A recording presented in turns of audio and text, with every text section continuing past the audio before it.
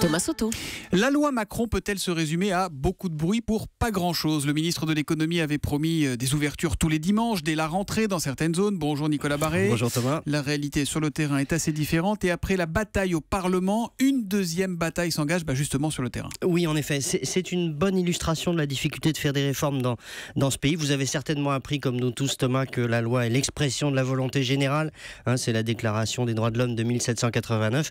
Eh bien, il va falloir revoir un peu la formule, car il y a plus fort que la volonté générale, c'est la volonté syndicale. Vous exagérez un petit peu là, Nicolas, non? Non, c'est assez simple et c'est assez mécanique. Pour que la loi Macron s'applique et que les magasins ouvrent tous les dimanches dans les quelques zones prévues pour ça, il y en a une douzaine à Paris, il va falloir négocier des accords sociaux avec les syndicats. Autrement dit, pas d'accord social, pas de loi Macron, pas d'ouverture le dimanche.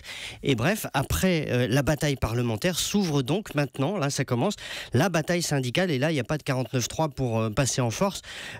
Alors que pourtant, la loi Macron n'a rien d'une révolution. Je vous rappelle qu'à Rome, par exemple, qui est le siège de l'Église catholique, et les magasins sont ouverts tous les dimanches. Alors, en clair, la réforme a été votée, mais quoi, l'essentiel reste à faire, c'est ça? Oui, la bataille commence aujourd'hui même dans la capitale, puisque les parties prenantes, c'est-à-dire les commerçants, la mairie, les riverains, etc., ont jusqu'à ce soir pour dire ce qu'ils pensent de ces fameuses 12 zones dans Paris, dans lesquelles les magasins donc pourront ouvrir en théorie tous les dimanches. Je vous parle de Paris parce qu'ailleurs en France, il n'est même pas question de créer de nouvelles zones encore, en tout cas pas avant, au mieux. Oui, ça va venir, mais un peu plus tard. Peut-être l'année prochaine, et ça n'est même pas sûr. Donc, et alors, une fois que tout le monde aura donné son avis, les maires pourront encore mettre des bâtons dans les roues, sauf à Paris où là, c'est le préfet de police c'est le préfet qui décide.